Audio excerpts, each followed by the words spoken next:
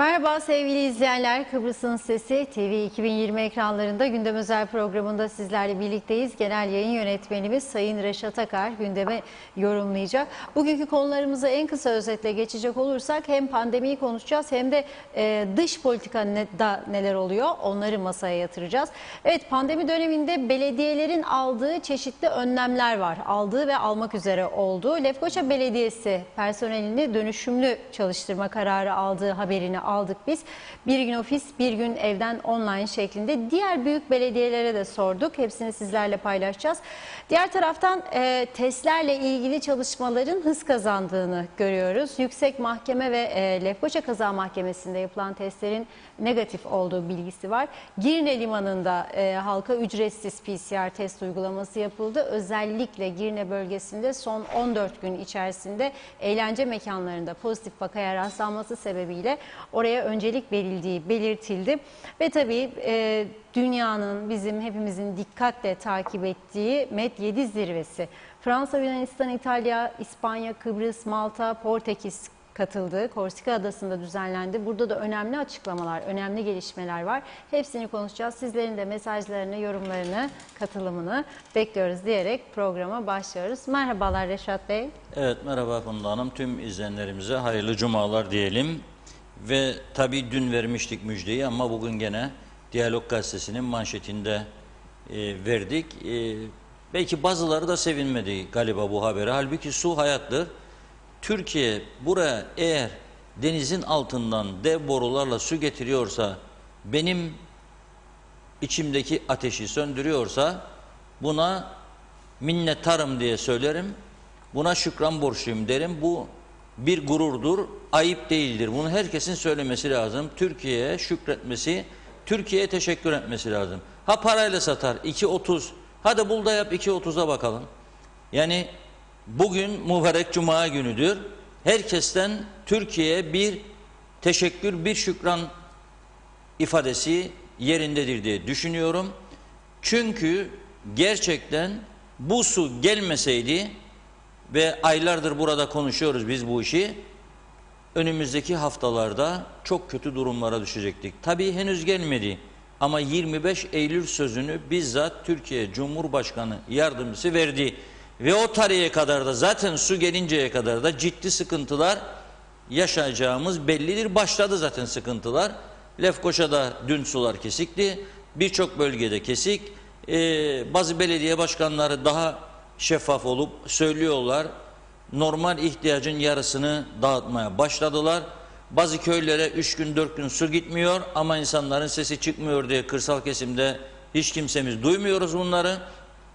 Kuyular çalışıyor. Kuyulardan çıkan suları kullanmaya başladık. Bu sular sağlıklı değil. Hepimiz biliyoruz. Çiçekleri, ağaçları kurutmaya başladı. Bir hafta 10 günlük sürede bile. Bir de bu su gelmeseydi 15 gün 20 gün sonra neler olurdu acaba düşünmemiz lazım. Neden bu hale geldik? Neden Güney Kıbrıs kendi kendini idare ediyor su konusunda? Onlara bakmamız lazım. Çünkü Güney Kıbrıs'ta 17 tane baraj vardır. 5-6 tanesi dev barajdır. Sadece bir tanesi Kuzey Kıbrıs'takilerin tümünün üzerinde bir kapasiteye sahiptir. Tümünün bakımı, onarımı zamanında yapılmaktadır. Tümündeki doluluk oranlarını elektronik ortamda, internet ortamında görmemiz mümkündür. İsteyen şu anda girebilir. Hangi barajda ne kadar su vardır bunlarda görebilir. Baraj çevreleri tertemizdir. Bazılarında saray gibi evler vardır. Deniz kenarındaymış gibi adam baraj kenarında oturuyor. Temiz hava, su, daha ne ister? Müthiş bir hayat. Ama biz elimizdeki barajları kuruttuk. Çünkü devlet yönetemedik. Bırak devleti, toplumu yönetemedik. Bu yönetemediğimiz için de böyle oldu. Su dairesi bitti. Karayolları dairesi bitti. Birçok daire bitti. Emekli çıkan personelin yerine iş bilen adamlar getiremedik. Bütün fonksiyonlar yitirilmiş vaziyette. Büyük bir kaza olduğu zaman o kaza sonrasında meydana gelen kirlilik, cam parçaları, kaporta parçaları olduğu yerde duruyor. Girne'de bile, Girne Ciklos mevkisine gidelim. Bir ay önce takla atan, camları kırılan arabanın atıkları orada duruyor. Temizleyecek adam yok. Karayollarının ekibi yok, aracı yok. İlgilenen yok, bakan yok zaten. Herkes şimdi bir seçim derdinde gidiyor. Biraz sonra da bu seçim kavgası yüzünden dış politikada ne tür risklerle karşı karşıya gelmekte olduğumuza da değineceğim. Çünkü önemli gelişmeler vardır. Bunları paylaşmasak olmaz. Ama bugün programı bir kez daha Türkiye'ye teşekkür ederek başlatmak istedim. Bu su çünkü hayat meselesidir. Kuzey Kıbrıs Türk Cumhuriyeti'nin ilan edileceği 15 Kasım 1983. Doktor Fazıl Küçük merhum mücadele önderimiz. Ölmezden önce kendisiyle Günaydın Gazetesi'nin muhabiriydim. Gittim, röportaj yaptım. Anılarını, yani bu Cumhuriyet ilanı falan. Bana şunu söylemişti. Denktaş dedi, beni saraya davet etti. Gittim. Dedi, ilan ediyoruz yarın Cumhuriyeti. Tam fırsatını yakaladım. Türkiye'de de o zaman askeri iktidar ve desteğini istiyorum demiş Doktor Küçük'e. Doktor Küçük de demiş ki, bak Rauf demiş, iki şey çok önemlidir. Bir demiş su, iki elektrik. O zaman elektrikte Rum tarafına muhtacıdık. Rum bize elektriği keserse ne yapacağız Rauf demiş. O da demiş ki, merak etme, kesemez bize. Çünkü Kıbrıs Cumhuriyeti'nin sahibi olduğunu iddia eder. Dünya kendisine müsaade etmez. Onun için rahat ol demiş. Elektriği keseceğine ihtimal vermiyorum ama bu arada biz de Türkiye ile anlaşıp kendi santralımızı kuracağız demiş. İki, peki demiş suyu ne yapacağız demiş. Denktaş Bey de ona demiş ki, a doktor demiş, sen zamanında bize öğrettin, kuyudan çekip suyu demiş, tencereye koyup kaynatacağız, kaynattığımız suyu soğutup öyle içeceğiz demiş kendisine. Ve o zamandan beri kuyulardan çekilen suya alıştı bünyemiz. Kanser hastalıklarında da patlamaların sebeplerinden bir tanesi de budur. Sağlıksız beslenme kanser ve birçok hastalıkların nedenlerinden bir tanesidir. İsteyen istediği uzman doktora bu konuda sorsun veya internetlerde araştırsın, okusun. Su hayattır. Sağlıklı su içersek sağlıklı bir hayat vardır. Ne derler zaten? 2,5-3 litreden aşağı su içmeyiniz. Eğer suyu eksiltmezseniz sağlıklı olursunuz. Biz içiyor muyuz, içmiyor muyuz? Ayrı mesele 2,5-3 litre suyu. Bir de içtiğimiz suyun kalitesi önemli. Kuyudan çıkan suyu içmek başka bir şeydir. Doğrudan doğal suyu içmek, kaynak suyunu farklı bir şeydir. Ama Türkiye'nin dün açıklamalarda dikkatimi çekti. Menba suyu kalitesinde dediği Sayın Fuat Oktay, Türkiye Cumhurbaşkanı Yardımcısı. Dolayısıyla hakikaten de Türkiye'den gelen bu su ne kadar iyi ve kalitelidir? Zepse meyve yetiştirenlerden, çiçek yetiştirenlerden öğrendik. Normal kuyu suyu verdiğinde çiçekler kuruyor. Anamur suyu geldiğinde verdiğinde çiçekleri açıyorsa adamın, anlıyoruz ki gelen su çok daha kaliteli, verimli bir sudur. Evet. Bunu özetledikten sonra korona gündemine geçelim. Evet. Şimdi dün Yüksek Mahkeme Başkanı Sayın Narin Şefik Hanım'ı bağlamıştık telefona. Kendi kendini karantinaya almış bir hafta sekreterinde. Çünkü bir odacıda pozitif sonuç çıkmıştı. Dolayısıyla bu heyecan içerisinde mahkeme çalışanlarının tümünü Lefkoşa Kazan Mahkemesi'nde görev yapan ve Yüksek Mahkeme'de görev yapan yargıçlara ve personele PCR testleri yapılmış dün. Bugün de sonuçlar çıktı. Tümünün sonuçları negatif çıkmış. O yüzden de bu da sevindirici bir haber. Yani güne başlarken ikinci sevindirici haberle başlayalım. Çünkü dün memleketin tanınmış bazı avukatlarının sosyal medya paylaşımlarını gördüm ve üzüldüm. Yani işte açlık yasaklar bittikten sonra büromuzu, avukatlık bürosunda ne yaptık bugüne kadar? İşte bir de bu tehlike vardır, gidecek bulaş riski vardır, şudur budur. Onun için acaba kapatsak mı kapıları? Yahut da online olarak mı yürütsek bazı davaları gibi görüşler ortaya kondu. Yani hemen pes etmek doğru bir şey değildir. Yani Evet arttı sayı son günlerde ama 20 sayı, 18 sayı, 25 sayı oldu diye de mahvolduk, bitiyoruz havasının yaratılması son derece yanlıştır. Tedbirimizi aldığımız sürece korkulacak bir durum yoktur diyor sağlık uzmanları. Tedbir nedir? Maskedir. Tedbir nedir? Mesafedir. Tedbir nedir? Hijyen kurallarına uymaktır. Eğer sen elin kolun pis dışarıdan geldiysen, biraz sonra gözünü karıştırırsan, ağzına sürersen, gidip çocuklarını böyle seversen, o zaman sen risk altındasın.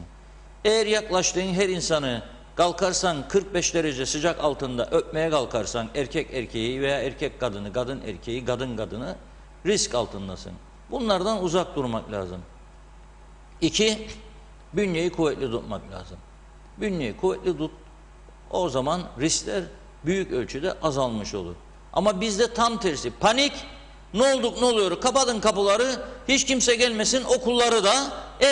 Böyle bir hayat olsun. Şimdi baktım kıtıyorsun. Bugün büyük bir üzüntüyle karşıladım. Bırak devlet okullarında grev kapattı. Şimdi özel eğitim kurumlarını da kapatacağım diyor. Grev yapacağım orada.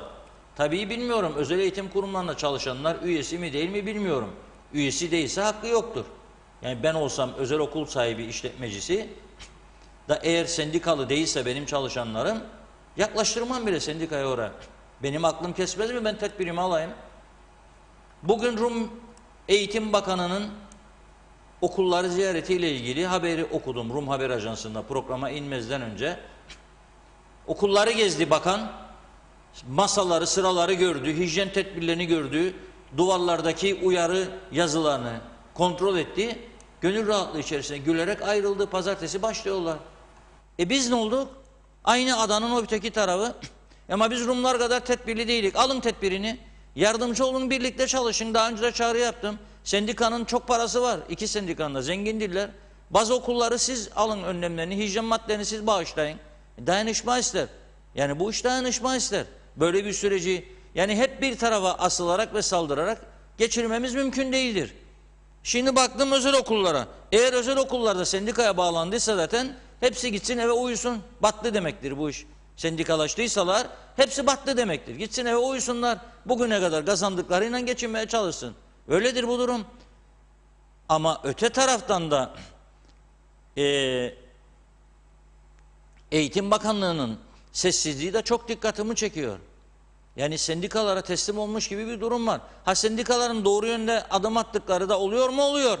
Mesela okullarda bazı şartlar sürdüler, gittiler Eğitim Bakanlığı'na ilk başlangıçta onları da olumlu karşıladım. Dönüşümlü dediler, kabul ettiler dönüşümlü eğitimi. Fakat sonra ne oldu? Şimdi diyor ki vakalar diyor azalıncaya dek eğitim faaliyetleri askıya alınsın diyor. Vakalar azalıncaya dek dediğinde rakam nedir? Kaç olsun isteyin yani? 0, 1, 2 nedir vaka sayısının azalması? Nasıl azalacak? Sen eğer vatandaşlar olarak da biz tedbirlerimizi almazsak, devletin aldığı tedbirlerin yanı sıra ve alması gereken tedbirlerin yanı sıra nasıl olacak bu iş? Ya ben anlayamadığım bir şey, meyhane çalıştıran arkadaşlar gücenmesin. Benim de gittiğimi bilirler. Gittiğim birkaç meyhane var. Zaman zaman arkadaşlarıma giderim. Güzel, keyifli anlar geçirilebilir oralarda. Ama yani hedefim onlar değildir. Kapanmalarını da istemiyorum, çalışmalarını da istiyorum. Ama gidiyorsun, 6'ya kadar izin verdi. 6 arkadaş karşılıklı yan yana. Hiçbir sorun yok. Buna tepki gösteren de hiç kimse yok. Çünkü herkes gidiyor. Ama okula gelince mesafeli oturması öğrenciler olmaz. Niçin olmasın? Arkadaş maskeleri çocuklara takacaksınız. Başka ülkelerde olduğu gibi. Bu sabah Euronews'u izledim. Örnek olarak İtalya'yı gösterdiler okullarla ilgili alınan tedbirleri. Birçok okulda salonlar büyütüldü. Daha büyük salonlarda ve daha fazla aralıklarla ders yapmaları gibi bir uygulamaya geçildi. Dev ekranlar kurdular salonlara, dev ekranlar. Öğretmen olduğu yerden konuştuğunda duymayacaklarını düşünerek öğretmene de mikrofon bağlıyorlar. ve hoparlörlerden öğretmenin anlatımlarını dinliyorlar. Yani bakalım biraz ne var dünyada, nasıl yapıyorlar, biz nasıl yapabiliriz? Mesela alsınlar 2 okulu, 3 okulu, bir sendika, 3 okulu, bir sendika, bir pilot okul seçsinler bunları. Bunlardan başlasınlar önce. Da arkadan diğerleri de gelir. Ama biz sadece bugüne kadar hiçbir önlem almadan sadece kapatma yöntemleri ve tehditleriyle her tarafı bitirme noktasına getirdik. Yani eğitim de bu şekilde artık finişe doğru gider. Turizm gitti. Yazık. Güneydeki otellerden daha iyi, daha güzel, daha kaliteli otellerimiz var. Tümü kapandı. Memnun olduk mu bundan? Memnun muyuz? Oh, içimiz rahatladı mı? Bak durdu Facebook'a saldırılar şimdi. Kapadın. Kapandı havaalanı. Kapandı. Ama bakarım eğlence şeyle ilgili, gece kulüpleriyle ilgili kimsenin tepkisi yok. Çünkü demek ki çok giden insan var gece kulüplerine. Evli bekar fark etmez. Hayatı orada bulan oraya gider. Hiç ses yok ona. Tepki yok. Betobüsler tepki yok. Hiçbir şey yok. Derdiniz neydi sizin? Otellerdi. Büyük yatırımlar. Kapattı hepsi. Rahatladığınızı bir de oh çekin üstünden böyle. Da Ekim sonunda da Kasım sonunda da gene konuşacağız. Memleketin durumunu. Bir eğitim, 2 turizm sektörü çöktüğü zaman bu ülke çökmüş demektir. Dizlerinin üstünde yürüyemez duruma gelecektir. 550 milyon Türk lirası her ay Türkiye'den mi isteyecek memur maaşları için? Ve diğer harcamaları da eklediğinde 650-700. Bunu da konuşacağız herhalde önümüzdeki günlerde. Ama bu konuyu gündeme getirmek istedim. Eğitim Bakanlığı'nın da tavrını merak ediyorum. Şimdi aklı fikir üretmeye çalışan değerli insanlar var. Onları da okuyorum. Mesela bazıları diyor ki neden diyor biz mesela yurt dışından gelecek öğrencileri bir rakam yani PCR testlerinin rahatlıkla yapılabileceği panik yapmadan 2 karantina otellerinde yer olsun panik yapmadan 1 haftalık süreyi geçirsinler. Onun için de kademeli getirsek olmaz mı diyor. Güzel bir düşünce. Ve hatta bunun tartışıldığını da duydum bu Sağlık Üst Kurulu'nda ama eğitimcileri pek dinlemediklerini de öğreniyorum. Sağlık Üst Kurulu'nun dünyayı ne kadar takip eder bu kurulun üyeleri bilmiyorum. Alanlarında ne kadar uzman olduklarını da bilmiyorum. Herhalde uzmandırlar bir şey diyemem ama bir de dünyayı takip etmelerini diliyorum. Dikili taşın etrafında dönme siyasetiyle ülke dibe vurdu. Dikili taşına dönme sağlık politikasıyla da sağlık dibe vuracak. Biraz ufkumuzu geliştirelim. Bakalım başka ülkeler ne yapıyor? Nasıl tedbirler alıyor? Güney Kıbrıs'a bakalım. Aynen Yapsınlar PCR'cıklarını. Gitsinler güneye de. İzin alsınlar. Bakan görüşmez bizim sağlıkçılarla ama birkaç doktor ona mesela Rum Tabipleri Birliği Başkanı'yla gitsinler görüşsünler. Yardımcı olabilirim. Çok iyi tanıdığım birisidir. Çok iyi tanıdığım bir doktordur. Yardımcı olayım ben de kendilerine. Gitsinler görüşsünler sorsunlar. Ne yaptınız, ne ettiniz, bize ne tavsiye edersiniz diye.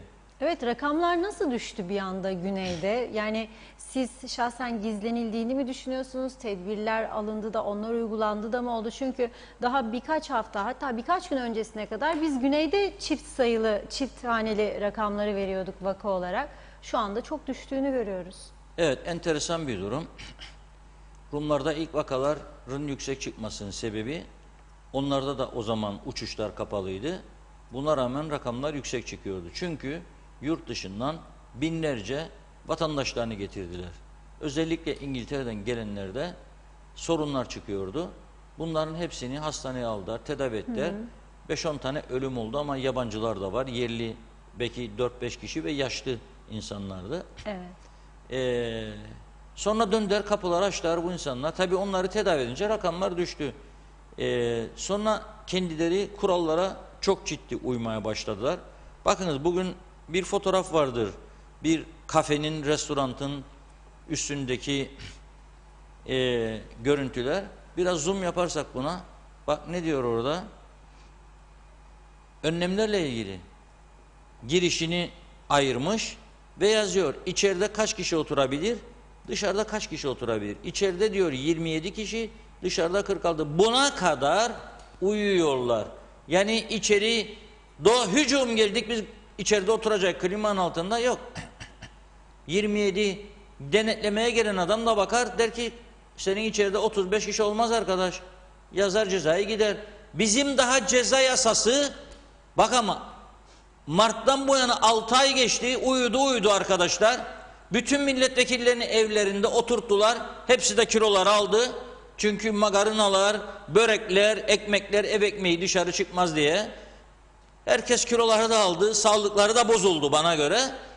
Hiç çalıştırmadılar çalışması gereken insanları. Maaşları da ödediler. Milletvekilleri de rahatsız oldu konuştuklarımız. Dedi bizden hiç yardım istemediler. Doktor milletvekilleri var aralarında. Onlardan da yardım istemediler. Her şeyin en iyisini biz bilirik ya. Yani bakan olanlar ve onların yanındakiler istemediler. Çalıştırsalardı bunları, hazırlasalardı ceza yasalarını, geçirselerdi meclisten ne olurdu? Şimdi daha bitirmişler de pazartesi inşallah onaylanacakmış. İş işten geçti. Başka bir laf daha var bizde, koca karı diye başlayan, onu söyleyemem. Yasaklara girer. Yani nasıl bir durum, sonra bütün bu beceriksizliklerin faturasını yurt dışından gelişlere bağlar. Şimdi neden Rumlardan? Benim görüşüm. Çünkü 30 ülkeden gelenlere zaten PCR yapmazlar. PCR yapmayınca da koronalı mı değil mi bilmezler. Bunun rakamını nasıl açıklayacak bana? 30 ülkeden gelen turistlere 45 uçak gelir ya günde. 30 ülkeden gelene hiç PCR da yok. Zaten korona çıkmaz PCR olmayınca, bilmem bir şey. Yapar tatilini, gider ülkesine geri, koronalıysa da ülkesinde tedavi olur. Raporlara girmez bu. O diğer ülkelerden gelenlerden, İngiltere gibi istediklerinden de kapıda girerken sağlam, inanılır, iyi sonuç veren PCR yaparlar. Hızlı test, 2 saat içinde alırlar. Varsa koronalı gönderirler memleketine. Dolayısıyla sayı rakamlar yükselmez. Sadece iç bulaş olursa bu 2-3 oradan çıkıyor. Yoksa turizmle ilgili hiçbir şey yok. Bizim de aman kaçı Türkiye'den geldi diye sorarlardı. Biz evet, vatandaşlar kaçı Türkiye'den geldi diye hep onlar bulaştırdı bize derdik. 2 PCR'a da güvenmedik. Tamam o zaman bak o açık tutar. Sonuçları da düşürdü önlemlerini alarak. Biraz önce gösterdiğim kafeteryaya, lokantaya giren, içeride kaç dışarı 10'a kadar tedbirlerini aldığı adam var. Denetliyorlar. Şimdi bizimle bazı milletvekillerinin paylaşımı var. 380 lira ceza geliyor pazartesinden sonra. Başka cezalar var da bu ülkede uygulandı mı bugün eskiden geçirilen yasalar? Mesela bilişim yasası geçti. Uygulanıyor mu? Bir anayla başlayan sövme eksikliği, o da başladı. Kimsenin kimseyi taktığı, korktuğu yok. Ve şimdi öyle bir noktaya geldi. Avukatlar bile diyorsa mahkemelere gitmeyelim de ara sıra çok önemli bir şey varsa da bakalım, çünkü sağlıcığımız çok önemli. Koronacık olmayalım da çocuklarımız, ailemiz. Batsın bitsin bu dünya. Kim hakkını nasıl alacak? Adalet çalışmazsa mahkemeler. Kabul etmem ben böyle bir şeyi. Ve böyle ülkede yaşamam. Aldığım gibi çantayı giderim. Polis çalışmazsa, mahkeme çalışmazsa o ülke bitmiş demektir. İsteyen istediğini yapacak, yanına kalacak. İsteyen istediğini de batıracak. Bak şimdi ne güzel. Sorumluluğu yok sendikanın, maaşları da alıyor herkes. Ben gider kapatırım özel okulu da.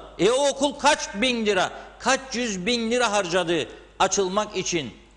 Odalarını düzenledi, masa sayısını azalttı, yeni masa yaptı, ilaçlarını aldı, paspaslar dediniz, bilmem ne dediniz, ateş ölçen aletler dediniz, sağlık görevlisi istihdam edenler oldu, sırf bir şey olmasın diye, mutfağını yeniledi, bilmem ne yaptı, bir yığın tedbirler. Da şimdi sen madem girdin borca, bana ne? Bana ne? Çünkü vaka sayısı azalıncaya kadar duracak. Kaçtır vaka sayısının azalması? 0. Mümkün değil, dünyanın hiçbir yerinde yok. Yani biz Mars'ta nerede yaşarık? Biz ya Mars'ta mı yaşarık biz? Nerede? Da bizde 0 vakaymış yahut da düşünceye kadarmış. Bilmiyorum yani, bu bana trajikomik bir durum olarak geliyor. Ve bunun da ana sebebi memleketin yönetimsiz olmasıdır. Başıboş. Bak bakanlar kurulu bugün toplanmış. Biz programa gireceğimizde bitti. Demişler ki bugün açıklama yok. Herhalde bir uzlaşı yok içeride. Ha zaten Bakanlar Kurulu'nun sağlıkla ilgili karar alma yetkisi elinden gitti. Bak Rum tarafında da vardır. Üst bilmem sağlık komitesi ama karar merci Rum hükümetidir. Cumhurbaşkanı Nikos Anastasiadis ve onun bakanları oturur, son söz de başkandadır. İstemezler başkanlık sistemi bizde. Bunun için. Çünkü otorite gelecek, düzen gelecek. Herkes ağa olamayacak, herkes istediği dakika yapamayacak. Yapabilir mi Rum tarafında? Sağlık komitesi toplanır, önerilerini alır, Sağlık Bakanlığı'na verir. Sağlık Bakanı da alır bunun üzerine çalışma yapar, önerisini hazırlar, götürür Bakanlar Kurulu'na. En son söz Bakanlar Kurulu'ndadır. Bakanlar Kurulu karar verir ne olacağına. Bakanlar Kurulu'nda aldığı kararlar genellikle 3 ay 4 ay sürelidir. Yok sabah al 1, öğlen al 2, akşam al 3 değişik karar. Yoktur böyle dünya. Nerede görüldü? İnsanların hayatı, yani evet sağlığı düşünecek, hayatını düşünecek insanlar ama ekonomiyi de düşünecek. İflas ettirdiğin insanın nasıl sağlıklı yaşatacaksın sen? Sen herkesi deli divaneye çevirdiğin zaman nasıl yaşatacaksın? Ama ben bugüne kadar Barış Ruh Sinir Hastanesi'nde kaç kişi yattığını soran bir tane siyasetçi ya sendikacı ya düşünür Facebook kahramanı görmedim. Gidip sorsunlar bakalım kaç kişi var Barış Ruh ve Sinir Hastanesi'nde. Gitsinler oranın baş doktoruyla görüşsünler. Her gün kaç kişi arar, yardım ister. Depresyondadır millet. Bunu düşünen yok. Bir sarıldık bu işe, kapanalım kapattık. Hadi o da yetinmiyor. Şimdi işte de hepsini kapatalım. Neyle geçinecek? Mart, Nisan, Mayıs kapalı geçti. Haziran açtın ama patlamadı ortalık. Haziran da kapalı geçti. 4 ay. Yavaş yavaş Temmuz, Ağustos'ta insanlar toparlamaya başladı. Birazcık umutlandı. Eylül'de gene tumba. Bu şekilde bu ülkenin düzlüğe çıkmasının mümkün olmadığı inancındayım. Evet, mesajlarla devam edelim mi? Bu arada Girne'deki PCR testlerinin yapıldığı yerden de görüntüler geldi. Biraz Evet. mesajlara bakalım. Sonra da o görüntüleri ekranlarınıza getirelim. Gürkan Bengü-Geritli iyi yayınlar dilemiş. Serkan Atailer iyi yayınlar, sağlıklı cumalar dilerim diyor.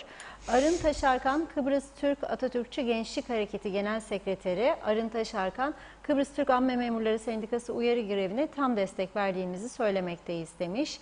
Kıymet Avaroğlu kolay gelsin diliyor. Gürkan Bengü-Geritli her şey güzel olacak, halk olarak bütünleşme zamanı yeter ki isteyelim demiş. Sevgili Sibel Serin iyi yayınlar diliyorum, kolay gelsin. Gündem yoğun, sizleri doğru haber alabilmek için keyifle bekliyoruz demiş.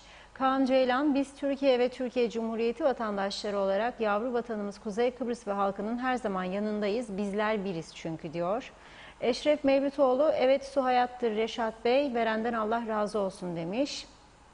İsmet Ezel, Gazi'de de suların kesik olduğunu belirtmiş. Değer Gabin, ben şahsen teşekkür ederim. Türkiye her zaman yanımızdadır, sağ olsunlar diyor. Ahmet Ulubay, Kuzey Kıbrıs'a su gelişinde emeği olanlara teşekkürler, su hayattır demiş. İsmail Kerçin, iyi yayınlar Funda Hanım, iyi yayınlar Reşat Bey demiş. Nikos Bülent Antonio, iyi yayınlar Sayın Akar, Allah'tan varsınız ve sayenizde doğruları ve gerçekleri öğreniriz. İyi hafta sonu dilerim demiş. Mehmet İnancı, iyi yayın, kolay gelsin değerli dostlarım diyor. Kemal Kaleci, Şükran hem de ne şükran, suların kesildiği 15 gün öncesinde 100 liraya 1 ton su istediler benden, 50 lirada mesafe parası istediler. Yeni Boğaziçi'li bir su tankercisi diyor, ana vatana kucak dolusu teşekkürler dilemiş. Mustafa Gülşenoğulları, Reşat Bey'e sorun bu karantina ne olacak? Yurt veya otellerde kalmak istemiyoruz diyor. Meral Kavaz, teşekkür ederiz, su hayattır demiş. Handan Ayhan, iyi yayınlar Reşat Bey diyor. Murat Donatmış da Bakanlar Kurulu'nu sormuş, bitti mi ve açıklama yapıldı mı acaba diye. Az önce de Reşat Bey'in söylediği gibi şu an için bir açıklama yok. Evet, Kemal Kılıç, iyi yayınlar dilerim Reşat Bey diyor. Zeka Üçer, iyi yayınlar Reşat Bey, Funda Hanım, kolay gelsin. Teşekkürler anavatanımıza, selamlar demiş. Evet, Hatice Momin iyi yayınlar diliyor. Gürkan Bengü-Giritli, gelsinler sosyal mesafeyi görsünler. Mausa sigortalarda çok kötü. Bugün fotoğraf çektim, olay çıktı. Lütfen Gürkan Bey silin, bizi görmesin dediler. İnsanlar sağlığını gerçekten düşünmüyor demiş. Evet. Zeka Uçer şimdi diyor, şimdi işinize geldi Reşat Bey doğru neyse onu söyler demiş. Kemal Kaleci bahsettiğim suyu almadım ki başka çareler ararken bereket su geldi ve aldık. Demem o ki savaş vurguncusu çok yazmış. Gürkan Bengü Giritli eğitim ve turizm dibe vurdu. 2 ay sonra maaşlar zor ödenir demiş. Barış Göktaş gece kulüplerine dikkat çekmiş. Sercan Öznisan otellerin ve kasinoların kapanmasını isteyenler kına yaksınlar demiş. Handan Ayhan zaten ülke batsın diye uğraşıyorlar diyor. Erol Canseç pandemi döneminden sonra bu ülkeyi tekrar kısa sürede ayağa kaldıracak olan sektörlere maalesef bu hükümet ölüme sürükledi yazık demiş. Evet, Gürkan Bengü Giritli yazmış yine. Rumlarda günlük ortalama 45 uçuş, bizde onda biri, bizde vakalar 10 katı diyor. Metin Marasali, hoş vakitler, kolay gelsin, iyi yayınlar dilerim demiş. Evet, Yusuf Umut Yeter Miroğlu. Sendikalar gerçekten sağlığı mı yoksa kendilerini mi düşünüyor? Yani diyelim ki bir ay kapattık, bitecek mi bu virüs? Özel sektörü bitirdiler. Ben kafede çalışıyorum. İşler hükümetin aldığı bu tutarsız kararlar yüzünden çok düştü. İşveren bizi ücretsiz izne göndermeye başladı.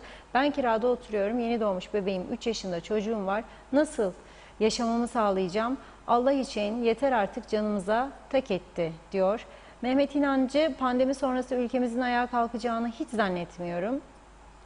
Çünkü her taraf dökülmüş vaziyette. Bu benim şahsi görüşüm. Sayın Reşat Akar yazmış. Betül Kazımoğlu, sinirlenme Reşat Bey diyor. Sakin ol, böyle gelmiş, böyle gidecek. Bu şartlarda hiçbir şey değişmeyecek demiş. Handan Ayhan, Türkiye ile kafayı bozduk diyor. Sercan Öznisan, en doğrusunu test yapmayan Rum sağlık yönetimi yapar. Test arttıkça bu vakalar bitmeyecek diyor. Ama oradaki yapılan test sayıları bizimkinden şu an içinde yaklaşık 2 katı kadar 2 katı fazla diye biliyorum. Evet, testler... Fakat şimdi biz konuşurken burada İrfan diye bir arkadaşımız var. İrfan Gülensoy güneyde yaşıyor. Uyardı beni, yani söylediklerimi doğrulayan şekilde uyardı. Yurt dışından gelen PCR zorunluluğu olan ülke vatandaşlarını diyor, o da havaalanından çıkmadan diyor PCR orada yapılır ve PCR sonucu çıkıncaya kadar diyor pasaport polisinden geçirmezler diyor. Bekletiyor kendisini, PCR'ını yapıyor. Eğer sonuç negatif ise pasaport polisinden geçer, ülkeye girer. Eğer PCR sonucu pozitifse geldiği uçakla, aynı uçakla kendisini geri gönderirler. Benzeri uygulamayı burada da yapabilirdik. Esas işte bu üst kurul, alt kurul neyse sağlık kurulunun yaptırması gereken, öne sürmesi gereken şartlar Sağlık Bakanlığı'na, hükümete bence bu yönde olmalıydı. Yani siz kapıda tedbirinizi alın, adam geldiğinde buraya pozitifse geldiği uçakla koyun geri gönderin. Sorumluluk onundur. Ama eğer, çünkü içeriye sokuyorsun ve sen PCR sonucunu 12-14 saat sonra adama bildiriyorsun. O saat içerisinde adam sonuç pozitif çıkarsa zaten bulaştırmış olabilir. Ha bir de evine gönderdiklerin vardır. Evine gidiyor. Evine girdikten sonra dışarı çıktığını kim kontrol edecek? Mümkün değildir 14 saat içinde çıkmaması. Kimse de kontrol edemez. Çıktıktan sonra bulaştırmış olabilir sağa sola. O yüzden başından bu işin tedbiri o yönde almak lazım. 2. Hesap bilme meselesi çok önemlidir. Yani bir çocuk başladığında bir daha 2 ile onu öğretirler. 2 daha 4 onu öğretirler. Şimdi 1 artı 1 2, 2 artı 2 4 ettiğini bilseydik biz yöneticiler olarak, ülkeyi yönetenler, kapıyı da açtığımızda ona göre ayarlardık. Yani 2 yolcu gelecekse 2 uçak, 2 uçağın yolcusuna göre hasta bakıcı ve test yapan eleman, sağlık elemanı, 4 uçak gelecekse 4 uçağa göre eleman ve salon ve diğer ihtiyaçlar. Sen şimdi elemanlarını tamamlamamışsın. Salonlarını yeterince büyütmemişsin. Hızlı teste geçmemişsin. Bu taraftan bir anda açtı uçuşları fazlasıyla, artırdı rakamları, kademeli artırmak yerine 6'dan 15'e çıktı mesela bir anda. Ondan sonra da her taraf darmadağın olduğunu. Meselenin özeti budur. Şimdi kapanmak yerine bu yaşanan tecrübeye de dayanarak ne yapmak lazımdı? Seferleri azalttın ama sonra kademeli olarak artırırsın. Şu şekilde önlemlerini de alarak, önlemi nedir? Daha çok sağlık görevlisi ve sağlık görevlisinin yeteceği kadar sayıda yolcu kabul etmek bu ülkeye. Bu tedbiri aldıktan sonra korkulacak bir şey yok. Ama almayınca tedbiri işin en kolayına gidiyorlar. Kapatalım, kurtulalım ya, bununla mı uğraşacak? Şimdi bir de seçim var. Yani seçimlere gezecek, konuşacak, gidecek. Ne kadar yasak koydularsa bazı yerlere dikkat edin vazgeçmediler. Örgüt gezerler, ziyaretler vazgeçilmedi. Kahvelere giderler, örgütlere giderler. Orada korona yoktur çünkü. Orada bir tehlike yoktur. İş yerlerini gezerler. Ama öte taraftan da esas ekonominin can damarı olan sektörleri grupmak için de böyle karar alırlar. Şimdi arkadaşımız şu anda oradan güneyde yaşıyor. Hayatı orada. Oradan yazıyor. Biz de budur diyor. Zaten benim de okuduklarım buydu. Çıkmadan havaalanından PCR sonucu da çıkıyor. Geri dönüşünü sağlıyorlar pozitif çıkanların. Diğerleri de işte demek ki tedbirlerini aldı adamlar. Başlangıçta bütün sağlık görevlilerine testleri yaptılar. Doktorlar, hemşireler falan yaptılar. Okulları Haziran'da açmışlardı. O dönemde bütün öğretmenlere PCR testlerini yaptılar. Okullarda çalışanlara yaptılar. Ondan sonra risk grubunda olan herkese yaptılar. Sonra gelişi güzel PCR testlerine başladılar. Sokaklarda barikatlar kurdular polis yardımıyla. Geçerken araçları durdurup fotoğrafları çıkıyor. Her gün görüyorum ben. Rum Haber Ajansı dağıtıyor bunları. Cyprus Mail gösteriyor. Sokaklarda gelişi güzel durduruyorlar araçları. Dur bakalım diyor. PCR testi yaptı mı? Yok diyor. Yaptıysa göster diyor. Yapmadım hiç diyor. Tamam o zaman bir deneyeceğiz diyor. Yapacağız. Adam arabada direksiyon başında otururken PCR'ını testi yapıyorlar kendisine. Orada da ekip bekliyor. Cihaz da orada. Alıyor şeyi. Soktuğu tüpü cihaza koyuyor, yerleştiriyor. Ve ona göre adamı bırakıyor gitsin veya bırakmıyor. Böyle sonuca varıldı. Şimdi bizim de biraz geç oldu ama hiç olmazsa bundan sonrası için güç olmasın diyelim, umut verici. Bugün Girne limanında dün bir çağrı yaptı Sağlık Bakanlığı. İsteyen herkes gelsin ücretsiz PCR yapacağım dedi Girne limanında. Neden Girne limanı seçtiklerini tahmin edebilirim. Yol büyük, bomboş, giden çıkan araç yok. Sokağın içine kurdular. Belki de bilmiyorum. Görüntüleri ben de merak ediyorum. Arkadaşlarımız gitti, Evet. görelim. Birlikte yoğun ilgi olduğunu öğrendik. Bugün katılım oldu. Fırsatla bu fırsat gidip 200 Türk lirası vereceğine herkes gidelim bir ölçelim PCR'ımızı biz de rahat olalım diye. Baba ağlıyor da kadın işte o burun işi çok kötü ya. Çok bak bak bak bak bak bak bak bak bak bak. Gidiyor bir de çeviriyor içinden. Ben de yaptım işte var. Bazısı çevirmiyor, bazısı çeviriyor. O çevirme çok kötü. Sokup bir de böyle yapıyor ya. Sabaha kadar burun durmaz. Akıtıyor burun. 3 kez yaptım ben de. Biliyorum acı tarafını. Yani hele ilk yaptığımda. Bak bazıları tek buruna sokuyor, bazıları 2 buruna sokuyor. Bunu anlamadım. Mesela ilk bak nasıl çeviriyor. O çok mühim. Bak. 2 burun. Mesela ben ilk yaptığımda tek burundu. İkinci yaptığımda da tek burun. Üçüncü yaptığımda çift burun. Bunun bir kuralı yok mudur? Adama göre değişiyor mu bu? Bilmiyorum. Yani Bak tedirgin olanlar var. Sarılmış sevgilisinin kucağına nişanlısının ben nasıl yapacağım acaba diye soruyor herhalde. testin doğru Yapacaksın. yapılmasıyla ilgili Bak. doktorlar biraz, Ağlıyor kadın neredeyse. Bak. acıması gerektiğini söylüyorlar. Ağlama, Yeterli ağlama. örnek alınabilmesi açısından ama rahatladın şimdi hızlı git da evine. yapmak için.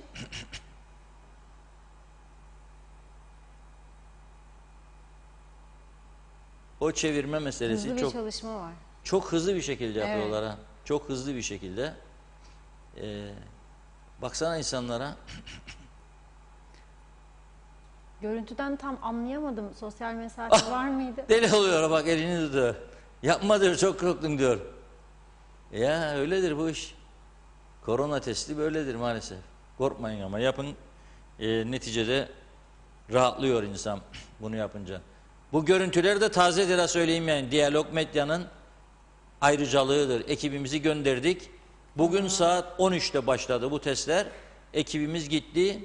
görüntüleri aldı, röportajlarını yaptı, geri döndü.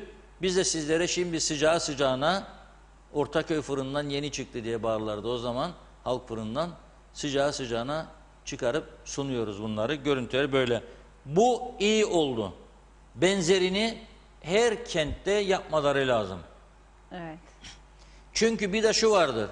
200 lirayı verip gidip yapmak istemeyenler vardır. Ama bunu kim yapacak? Yani yoğun çalışanlar bir yerlerde, kalabalık ortamlarda yahut da çalıştığı iş yerinde bir şeyler olduğunu duyanlar, endişe içinde olanlar yapmalarında fayda vardır. Öğreniyor, yakınlarına hiç olmazsa bir temas ederken korkmaz. Benim PCR'ımı yaptım, sonucum iyi çıktı. Rahat olabiliriz demek açısından da yaparlar.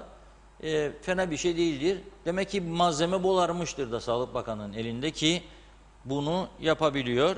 Bence bu olumlu. Mahkemelere yaptılar. Lefkoşa Kaza Mahkemesi, Yüksek Mahkeme bunun benzerini Mausa Mahkemesi'nde, Girne Mahkemesi'nde, Güzelurt'ta da yapmaları lazım. Çünkü neticede çok insanın girip çıktığı yerler. Bu şekilde çözüme gitmeye lazım. Belediyelerin de yapması lazım. Belediyelere geleceğiz zaten. Evet, İşin öncesinde kolayına bir araya girmek istiyorum Reşat Bey. Çünkü bir yorum var. Onunla ilgili bir yanlış anlaşılma olmuş herhalde. Onu hemen söyleyeyim. Şimdi Didem Türkiye yazmış. Sayın Akar diyor, okul konusunda eleştirmiş sizi. Bakanlık okullarda sağlık ve dezenfekte koşullarını yerine getirmemiş. Benden bu durumda ne çocuğumu ne de torunum okula gitsin diye zorlayamaz. Önce devlet olarak görevini yapıp bana güvence verecek. O zaman tamamdır, okullar açılsın, saygılar, iyi yayınlar diliyor. Şimdi siz özel okullarla ilgili önlemlerin alındığını söylemiştiniz, onun altını Ben çizelim. özel okuldan bahsettim. Devlet Yanlış okullarının anlaşılma olmasın. hazır olmadan açılmaması gerektiğini söyleyen ilk Evet. kişiyim. Bakanlığın yeterli tedbirleri almadığını duyduğumuzu ve velilerden hijyen malzemelerini öğrencilerden istemesinin doğru olmadığını burada söyleyen kişiyim. Ben özel okullar için söyledim. Özel okulların bildiğim kadarıyla büyük bir çoğunluğu gerekli tedbirlerini almıştır, duyuyorum. Şöyle bir şey yapılır, gider oraya ilgililer, veliler vardır, okul aile birlikleri vardır. Okul aile birliği yöneticileri gider, gerekirse yanlarına bir de sağlık uzmanı alırlar. Giderler, kontrol ederler. Tatmin oldukları takdirde sorun yok. Tatmin olmadıkları zaman gördükleri eksikleri okul idaresine söylerler. Süre verirler düzeltilmesi için. Okul idaresi de düzeltirse devam, düzeltmezse o zaman eylem kapıya gelebilir. Ama hiç kontrol etmeden, ne olup olmadığını bilmeden tamamen vaka sayısı ülkede artıyor diye kapattım demek doğru değildir.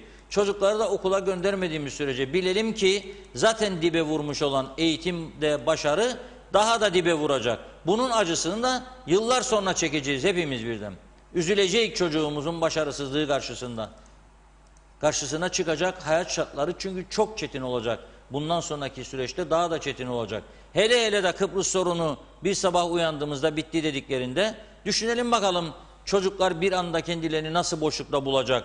Öteki tarafın çocukları okullarına devam edip eğitimini tam bir şekilde almış. Bu taraftakiler hiç gitmemiş. Ne yapalım, korona vardı da tedbirler de alınmadıydı da ben de çocuğumun çok önemlidir benim için hayatı da göndermeliydim. Yok.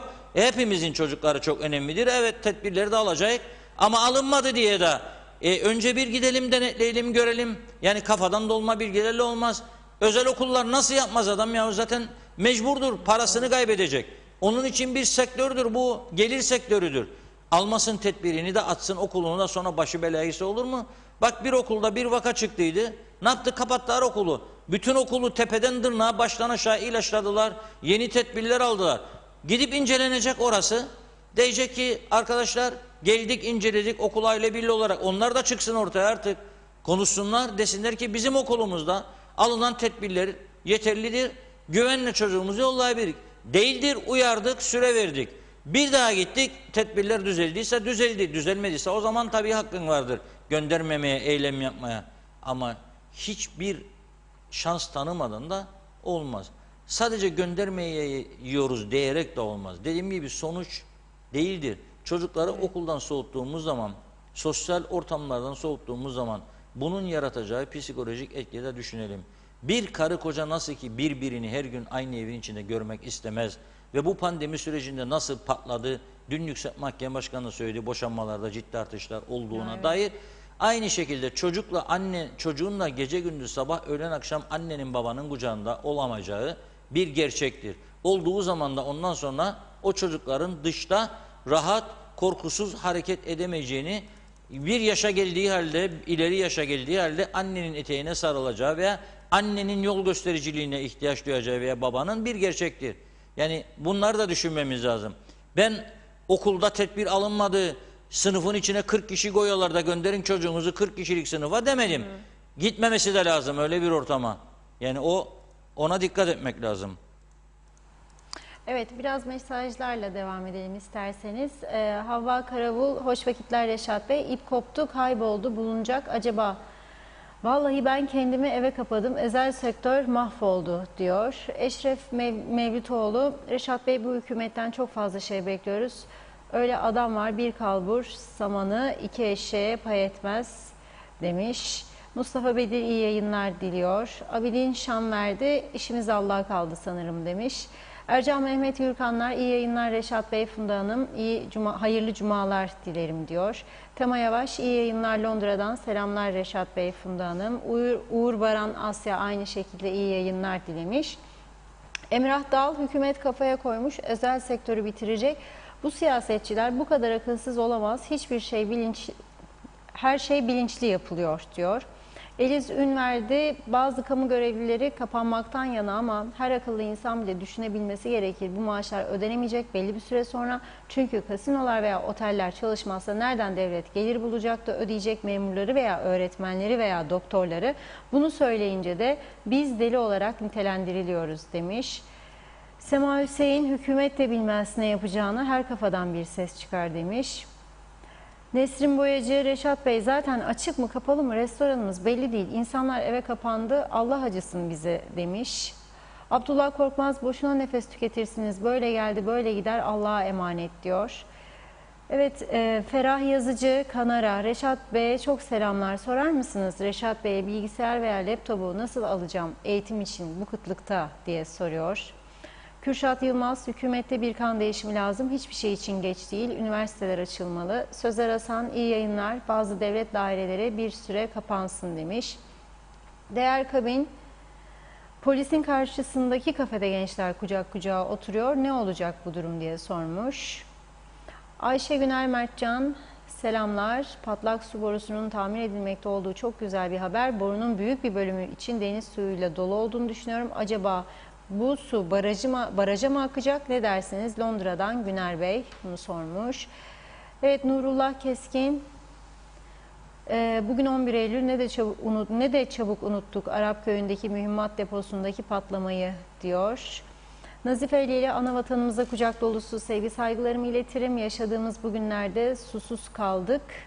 Şöyle ki Aysergi Belediyesi Kamder alanında suyu kesti. Not, burada 18 kanser hastası var. Burası bir orman bölgesidir. Yangın çıkarsa su yok. Suyun kesilmesine sebep belediye başkanının kendi başına aldığı kararlar doğrultusunda mahkeme emrini hiçe sayarak yaptığı icraatlarıdır demiş.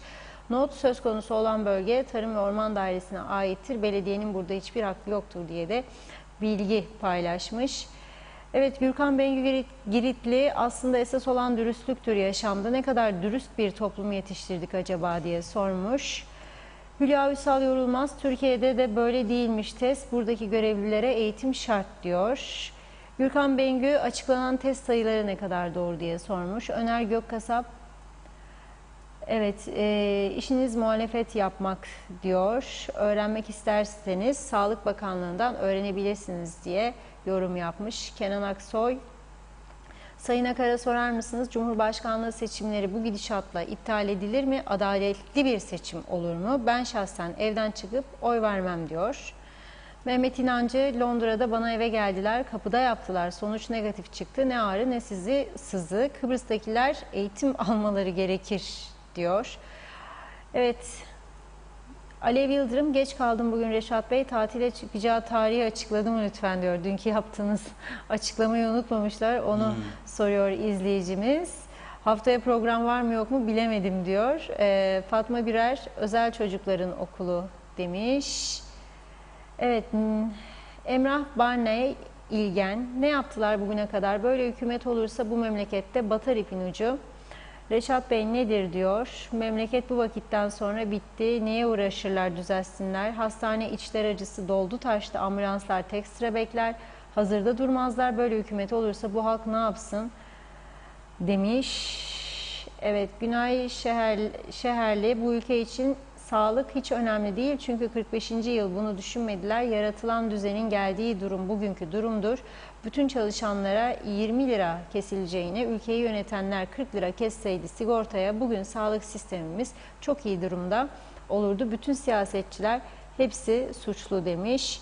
Mücessem Öder son olarak iyi yayınlar Sayın Reşat Akar demiş. Bir izleyici paylaşmıştı. Az önce aslında aradım ama bulamadım tabii burada. Şimdi şöyle bir yorum yapıyorlar Reşat Bey. Aradan 3-4 ay hatta 5 ay geçtikten sonra şu aşıyla ilgili malum İngiltere'den Oxford'dan da yani böyle iyi bir haber gelmedi aşı çalışmalarıyla ilgili tamamen bir muamma. Dünya Sağlık Örgütü en az bir yıl daha koydu. Yani 2021'i de devirdik. Paylaşım şunu diyor. Şimdi diyor aylar geçecek, yıllar geçecek. Günün sonunda diyecekler ki bu hastalığın tedavisi de yoktur, aşısı da yoktur. Bununla bu şekilde yaşamayı öğreneceğiz. Geriye dönüp baktığımız zaman diyor o zaman son 1-2 senede hiçe saydığımız, yok ettiğimiz özel sektördeki işte okullardaki eğitim alanındaki kayıplarımızla kalacak günün sonunda. Şimdi düşününce aslında bu da akla uymuyor değil yani yıllarca Herhalde aynı sürebilir. kişidir. Bana da yazmış. Aynı kişi olduğunu tahmin ederim. Koronavirüs hiçbir yere gitmeyecek diyor. Bizimle yaşamayı öğreneceğiz diyor. Tıpkı bundan önceki diğer koronavirüs versiyonları, türleri gibi hiçbir zaman sıfır olmayacak diyor. Bu nedenle aklımızı başımıza alalım. Ya korku, paniği bir kenara bırakıp atıp kendimiz araştırıp virüsten olan arkasındaki aktörleri, onların niyetlerini, planlarını, hedeflerini doğrudan öğreneceğiz ve en az 18 ay daha her gün iş yerlerini, limanları, okulları, eğlencelerini vesaire bir gün açacağız, bir gün kapatacağız. Trajikomik bunun sonucu psikolojimiz, sağlığımız, ekonomimiz bir daha tamir edilmeyecek şekilde hasar görecektir diyor. Aynı benzer şeyleri söylüyorum burada. Sadece bir psikolojik kabusla yaşamak mümkün değildir. Başka ülkeler nasıl bu işte mücadele ediyor görelim. Bir de aşılar konusunda tabii bu bir ticari iştir. Hele hele İngiltere gibi ülkeler önce işte Oxford buldum, sonra geciktirdim. Şöyle de olur. Birçok mesela büyük süper ülkelerin uluslararası veya yerel bir takım olaylarla ilgili hazırladıkları uzun vadeli senaryolar vardır. Mesela diyelim ki İngiltere yabancılarla ilgili 30 sene sonraki politikası ne olacak bugün bellidir. Kaç tane yabancı olması, yüzde kaç olması lazım ve bu yabancıların sayısını dengeleyebilmek için ne yapmak lazım? 30 sene sonrasına bellidir. 35-40 sene sonra nerelere yeni barajlar yapılması lazım bellidir projeler. Dolayısıyla bizim gibi değildir. Yani bizim gibi konuştuğumuz dikili taş konuları etrafındaki konucuklar değil. Ders almadığımızın farkında olup da bütün insanlığın geciktirilmiş de olabilir aşılar. Bakıyorlar ki hele Kuzey Kıbrıs'a bakın. Ders aldı mı Kuzey Kıbrıs? Yok. Hayır, bir ders alınma var mı? Devlette bir güçülme, kendini toparlama, giderleri kısma gibi bir olay var mıdır? Yoksa tam tersi mi var? Seçim var diye 500 istihdam daha mı yaptılar? Evet.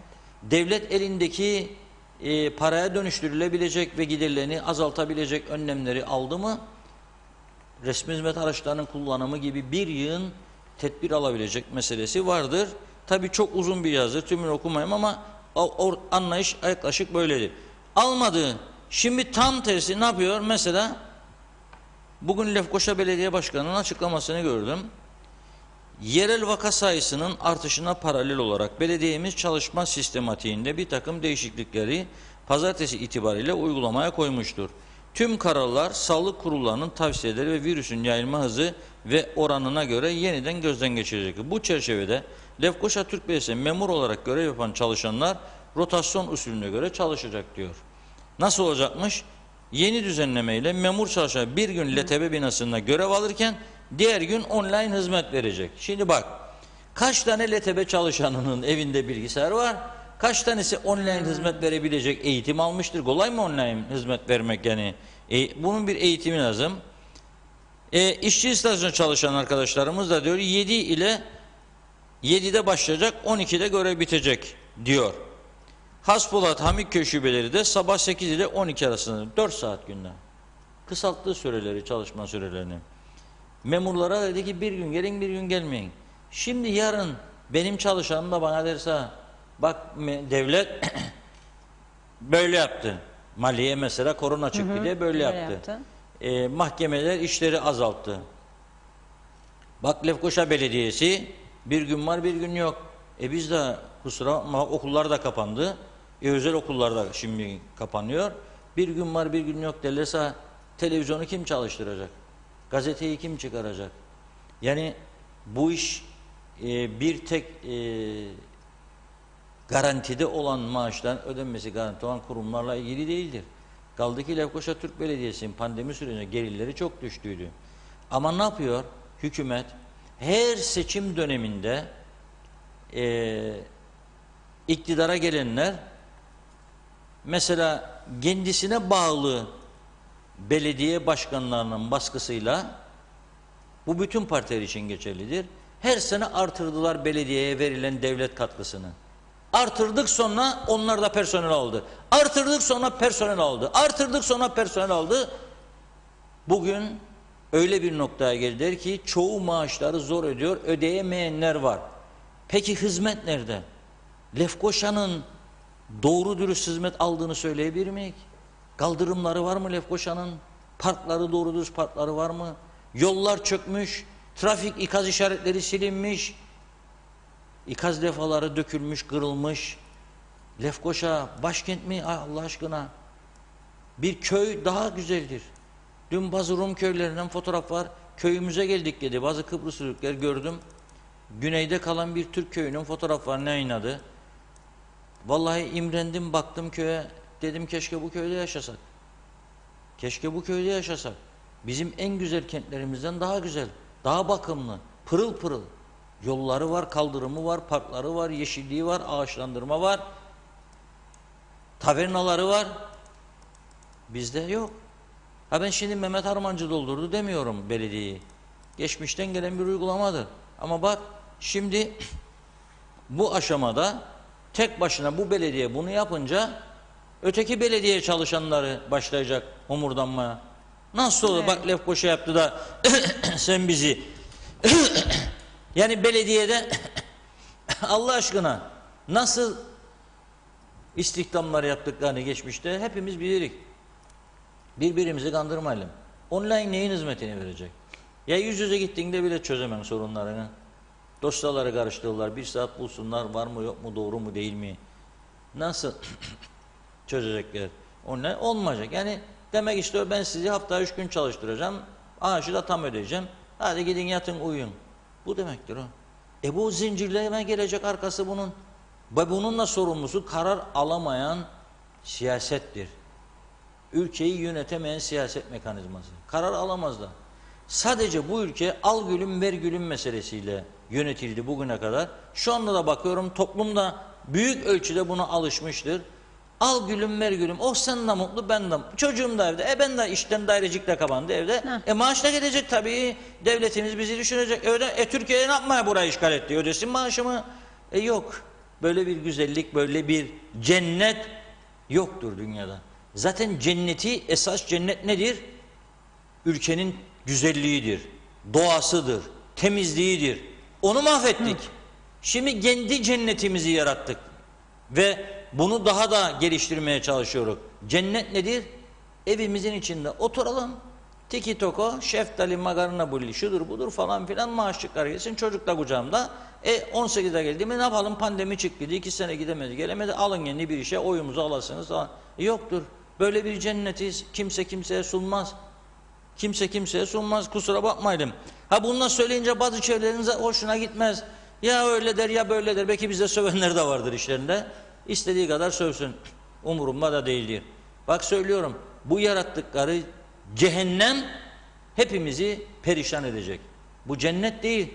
Bu yarattığımız cehennem hepimizi gün gele perişan edecek. Ne zaman? Bana göre çok uzakta değil. Çok uzakta değil. Biraz sonra Korsika'ya geldiğimde o zaman Anya'yı, Gonya'yı daha iyi anlayacak. Evet, geçelim mi dış politikayla ilgili Evet, Medya zirvesine? bir iki iç konuyu daha söyleyeyim de en Evet. sona bırakayım onu. Tamam.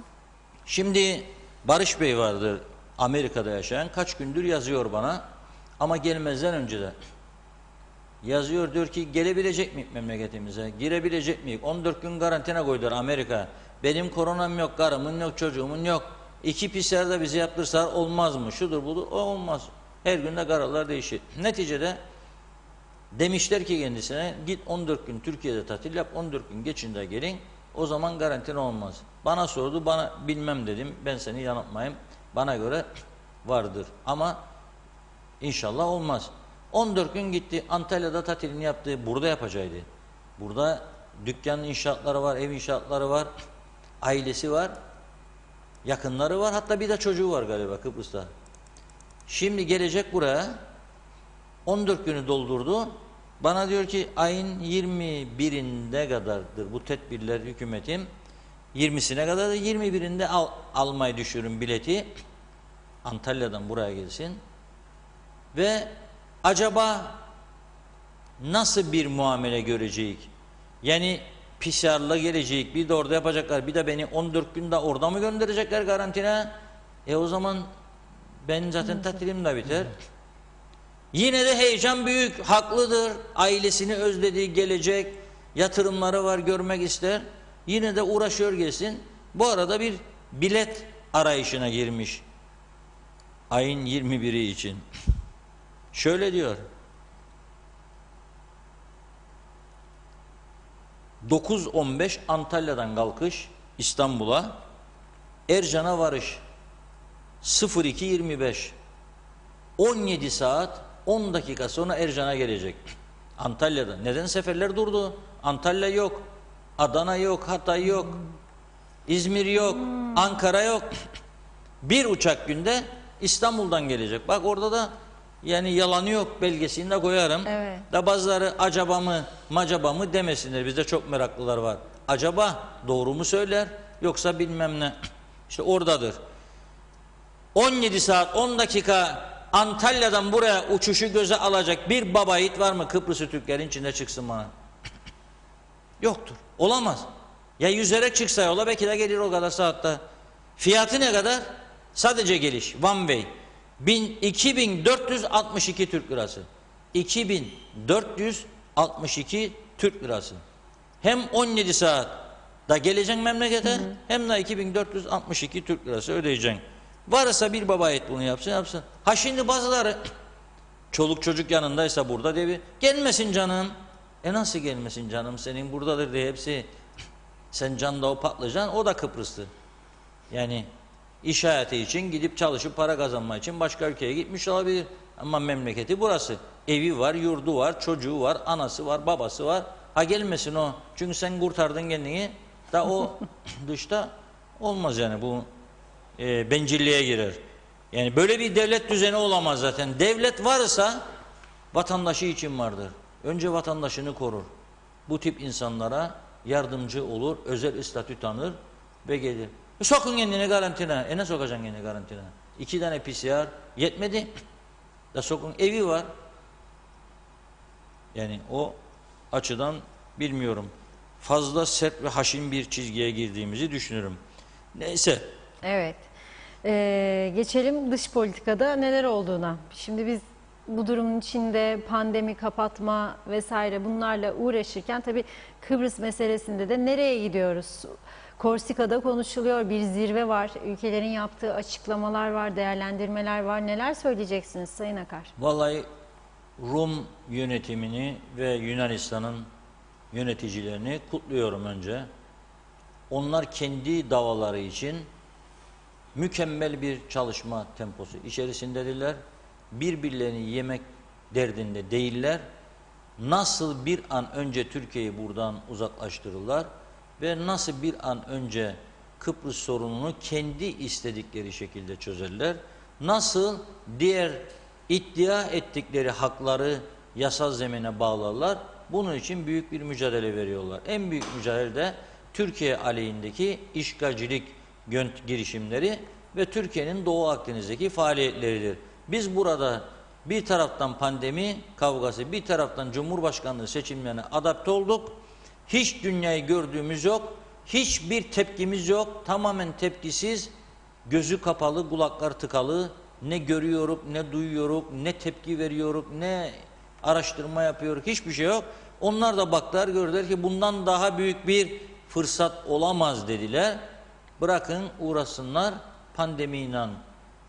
Her gün değişen, günde 3 defa değişen sağlık kurulu kararlarıyla. Bırakın kapatsınlar kapıları, ekonomileri de çöksün. Zaten o otelleri biz istemezdik, geldiğimizde kapatacaktık. Bunlar kendi kendine kapatsınlar, biz de kurtulalım. Oh bak, geleceğiydi de Anastasyadis'in emriyle federal devletin senin otelin AB standartlarında değildir de diyebilir. Ya bilmem kazinoların. Bak açtı çünkü o tarafta esas büyüğü de bitiyor gelen sene. 600 milyon euroluk yatırım var. Hong Kong firması. Büyük dev bir otel, kazino ve yanında kompleksleri, eğlence, 7 tane barı olacak galiba çevrede, denizin üstünde. Müthiş bir proje gelişiyor. Yetiştirebilseydim o projenin videosunu gösterecektim. Bugün bir önümüzdeki günlerde. Neyse. Üniversitelerimize karşı mıydı? Karşıydı. Şöyle derdi Rum tarafı. Sahte diploma veren sahte üniversiteleri kabul edemeyik. AB standartlarında olması lazım. Federal devlet kontrol edecek diyordu. Şimdi üniversiteleri yavaş yavaş tertipleyiyor mu? Bu şekilde pandemi meselesi, o da bitecek. Türkiye'lileri istemem, işgalciler gidecek derdi. Türkiye'li çalışanlar oteller kapanınca hem okullar falan filan gitmediler mi? Büyük çoğunluğu. Şimdi dalga dalga gitmiyorlar mı? Ondan da rahatlıyor adam. Biz bu tarafta yiyin birbirinizi bakalım. Şeftali uzmanları yediriyor bizi birbirimize. Ne güzel. Adam o tarafta her gün bir şey. Avrupa Konseyi'ni toplantıya çağırdılar. Olağanüstü Dışişleri Bakanlar Kurulu toplantısı yaptılar. Her taraftan girişim. Lavrov'u getirttiler. Ya. Rusya Dışişleri Bakanı. Amerika Dışişleri Bakanı geliyor. Bu taraftan da hiç boş yok. Fransa'yı getirdiler. Fransız donanmasını getirdiler. İlk defa Yunan savaş uçakları geldi, konuşlandı BAF'a. Onlar da görmedik, duymadık, olmaz dedik, bilmem ne dedik. Şimdi tabii gene de bu Avrupa Birliği içerisinde bir ayrı ekip kurdular. MED7 diye bir oluşum yaptılar. 7 tane üye ülke var bunun içinde. Kimler vardır? Başını çeken Fransa, lideri Fransa. Evet. Kim var? İtalya, Avrupa'nın en büyük ülkeleri. Kim var? İspanya, Malta, Portekiz, Yunanistan, Güney Kıbrıs. Dün toplantıya çağırdı. Macron tabii Fransa hep Yunan-Rum tezinin yanında oldu bugüne kadar. Destekliyor. Fransa'nın önderliğinde Korsika'da çok güzel bir sahil kentin yerinde toplandılar. Dün ve bugün oturdular, görüştüler. Görüşmede Yunanistan'ın ve Güney Kıbrıs'ın Türkiye aleyhindeki yaptırım talepleri. Bu Türkiye'yi nasıl engel olacak? Onu tartıştılar, ettiler falan filan. Sonunda bitiş konuşmasını Macron, Fransa Cumhurbaşkanı yaptı. Az önce Rum haber ajansından aldım Macron açıklamalarını. Kısası bölümünü aldım. Doğu Akdeniz'de diyor, Türkiye'nin yarattığı bir istikrarsızlık vardır. Eğer diyor Macron uyanmazsak diyor tümüne, Akdeniz bir meydan okumaların baskın haline geleceği bir bölge olacaktır diyor. Güney Kıbrıs tabi onlar Kıbrıs Cumhuriyeti der ve Yunanistan'a açık dayanışma belirtiyorum. 2 Avrupa ülkesine yönelik Türkiye'nin yasa dışı sondaj faaliyetleri ve tehditlerine karşı verdikleri mücadeleyi destekliyoruz diyor. Özet bu. Bizim Kuzey Kıbrıs Türk Cumhuriyeti'nden bu programa girinceye kadar biz bir kelime yok, tepki yok, tıs yok, belki de haberleri de yoktur. Türkiye Dışişleri Bakanlığı sözcüsü ama nihayet Dışişleri Bakanı değil, sözcü Hami Aksoy bu karar üzerine ve Macron açıklaması üzerine bir tepki mesajı yayınladı. Ona teşekkür ediyoruz. Yani Türkiye ben uyumuyorum seni takip ediyorum dedi. Ama biz burada uymaya devam ediyorum. Bugün cuma, yarın cumartesi yağmurlar gelmeden mangallara son böyle yazın mangallarını, yani kışın da yakarık bir sorun değil de yağmurlar fazla bastırmadan güzel güzel yapalım, şeftaliler falan çok güzel olur. Devam edelim bu şekilde, pandemi, kapanma çığlıkları. Bakalım neler olacak. Neler göreceğiz. olacak? Evet, mesajlara bakalım. Gürkan Bengü Giritli'nin bir mesajı var ama ona en sona saklayacağım. Reşat Bey size bir soru sormuş. İsmet Ezel, ama memlekette diyor herkes hasta ama kamping alanı parsellere diyalog gelsin, oradaki yapılaşmayı görün. Yıllarca kamp dünyada yok demiş. Kamer Beyoğlu, birçok çocuğun psikolojileri olumsuz etkilendi bu süreçte. Reşat Bey, acilen psikolog alımları olması lazım devlete. Tabii sadece çocukların değil, bizlere de, ama önceliğimiz çocuklar tabii. Yine İsmet Ezel yazmış, ezilen özel çalışanlardır diyor. Leyla Murat Yaygın, Lefkoşa pislikten geçilmez, çok bakımsız, sürekli personel artmakta, hizmet yok demiş. Emir Ali Tatlı değil, bu kadar olumsuzluğa rağmen devletin halka hiçbir maddi desteği yok diyor. Cem Çıldır, ağzınıza sağlık Reşat Bey, ağzınızdan bal damlıyor. Kuzey Kıbrıs'la ilgili bütün gerçekleri çok gerçekçi ve tatlı bir şekilde anlatıyorsunuz demiş. Orhan Aslan, Çiğdem Aslan, hükümet havlu attı farkında değil diyor. Şebnem Taran, ayıp diyor. Bu zamanda bu kadar pahalı olmaması lazım uçak biletlerinin, insaf, biraz vicdan, yazıklar olsun demiş. Evet, Emir Ali Tatlı değil, güneyden geçen gün bir tanıdık bilet kesti, İngiltere'ye gidiş dönüş 56 avro diyor. Ertuğrul Kanık, hiç bu kadar belirsizliğin olduğu bir yıl yaşamadım diyor. Hayatım boyunca egonun bencillikle, plansızlığın vizyonsuzlukla, popülizmin siyasetle harmanlandığı zamanlardan geçiyoruz demişler.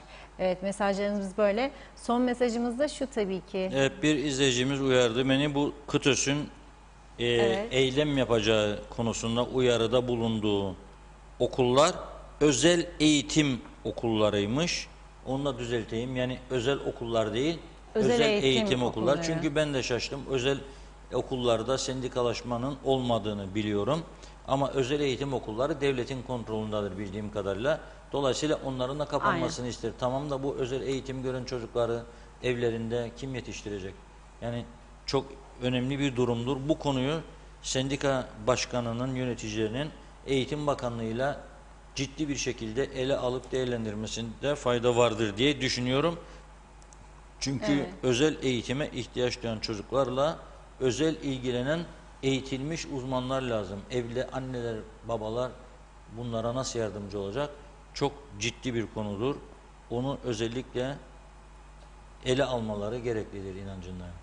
Evet. Evet, son soruyu da alalım. Evet, son soru. Pazartesi günü yayına çıkıp çıkmayacağınızı soruyorlar Reşat Bey. Gürkan Bengü Giritler yazmış. Pazartesi günü program var mı? Vallahi Bunu ciddi diğer söyleyeyim. izleyicilerimiz de sordu. 7 yıldır hiç dinlenmedim. İlk defa da hayatımda 7 yıldır hiçbir ülkeye gitmedim. Eskiden çok sık İngiltere'ye, Türkiye'ye giden birisiydim, başka ülkelerde. 2-3 gün bir tatil yapmayı düşünüyordum ama bu defa da dün o sözü söyledim diye birçok insan aradı beni. Dedi ki, seven dostlarım, bu defa da diyecekler, Reşat Akar da mı korona oldu da karantinaya girdi. O sözü duyunca düşündüm yani. Onun için şu anda tatil yok, pazartesi devam edeceğiz. Çünkü öyle bir iftirada uğramayı istemem. Yani olabilir de, yani Allah korusun, olabilir, doğaldır, herkeste olur. Olabilir ama ben 3 defa, tekrar edeyim bilmeyenler öğrensin, PCR testi yaptırdım. Çok şükür. 3'ünde de temiz çıktı. Güney Kıbrıs'a da gittim geldim. Bu arada bir iki soru vardı, atlamayın bunları. Mustafa Bazıvalı Bey diyor ki, yaptığım bir araştırmayı paylaşmak istiyorum, vatandaşlarımız da duysun diyor. Bugün diyor Kuzey Kıbrıs Türk Cumhuriyeti'nde 198.650 araç vardır. Bunların 42.155 tanesi seyri sefer ruhsatsız gezer diyor, yoktur diyor. Maliye Bakanlığı'nın diyor yıllık kaybı 18.970.000 Türk lirasıdır. Halbuki diyor araçların markası, adresi ve mal sahibinin isimleri devletin kayıtlarında varken neden bu kişilere hesap sorulmuyor? Anlamakta zorlanıyorum diyor. Yorum sizin diyor. Vallahi ben de anlamakta zorlanıyorum.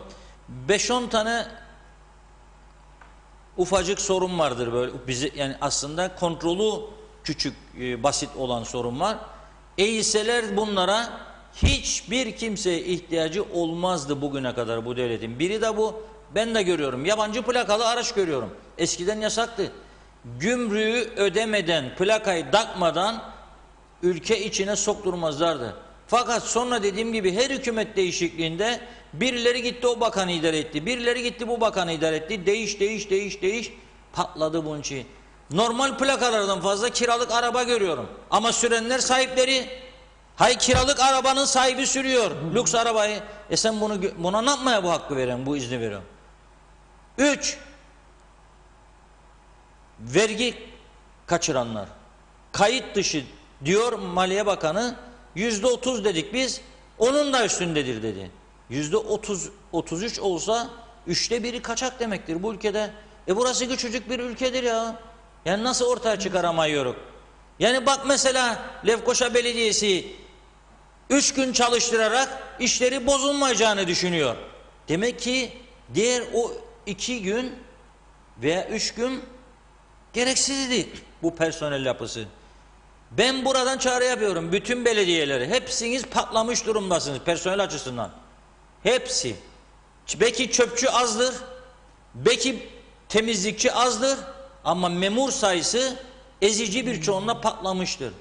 Hepsi de odalarda, ayrı odalarda oturuyor. Kimisi 2 kişi, kimisi 3 kişi, kimisi 4 kişi bir oda, kimisi 1 kişi. İzin verin birkaç ay rahatlayın. Zaten iş üreyen iş yok. Gitsin elektrik faturalarını kurtarırsınız. Elektrik faturalarını ayda 40 bin, 50 bin, 60 bin, 100 bin TL veren belediyeler var. Yaptık araştırmasını. Yarın gazetemizde yayınlayacağız. 100 bin ayda elektrik parası ödeyen belediye var. Azaldın odaları. Kapatın biraz dinlenin. Paraları da tasarruf edin bir miktar. Zaten iş yürümüyor, dönmüyor. İhtiyaç da yok. Bak hepsini kapattık. Maliye başladı, rotasyon bir şey mi oldu? Zaten işler ağırdı. Yani araç kayıt, araç muayene, bunlardan müthiş yoğunluk vardır. Sosyal sigorta müthiş yoğunluk vardır. Bugün oldu, sosyal sigortaların bu yoğunluğunu ortadan kaldırmak amacıyla 3 tane 4 tane bakanlıktan veya daireden gönüllü personel aldık, eğittik, bir hafta da başlattık diye bir açıklama duyduk mu? Duymadık. Zor bir şey mi bu? Yok, zor bir şey değil. Yasa mı engeller bunu? Anayasa mı, baba yasa mı? Yani sen hükümetsin, karar alırsın. Bakanlar Kurulu kararı, yasa gücünde kararname çıkarma hakkın da var. Senin yok, o yok, bu yok, bu yok, mazaret. Yarın geldiğinde o noktaya Kıbrıs meselesi ki dün bahsettim burada. Bak ne dedi Birleşmiş Milletler'in Kıbrıs'taki özel temsilcisi İsper ki bütün müzakere süreçlerini takip etmiş birisidir. Kadın diyor ki kuzeydeki seçimlerden sonra 5'lik konferans gündeme gelecektir. Sen bu konferans sonrasında bir anda bir çözüm ortamına gelirsek, çözüm ortamına gelirsek nasıl ayakta durabileceğimizi düşünmen lazım. Ha bunu kim düşünecek? Vatandaş değil. Vatandaş haklı olarak ne der? Ben devletim varsa bana en iyisini yapsın der. Kapanayım da der. Ödesin de der. Şunu da der, bunu da. Ama sen devleti yönetmeye talip isen, yönetmek için göreve getirilmişsen sen alacaksın tedbirleri ve vatandaşını da koruyacaksın. Böyle bir şey yoksa o zaman da başa gelen çekilecek. En güzel laf budur. Başa gelen çekilecek. Diyerek noktayı koyuyorsunuz, Evet. öyle mi? Evet Sayın Akar, çok teşekkür ediyoruz değerli yorumlarınız, bilgileriniz, paylaşımlarınız için. Evet sevgili izleyenler, bugünlük de Gündem Özel'in sonuna geldik. Haftaya merak etmeyin, pazartesi günü buradayız. Görüşmek üzere, sağlıklı, mutlu, tedbirli hafta sonları diliyoruz. Hoşçakalın.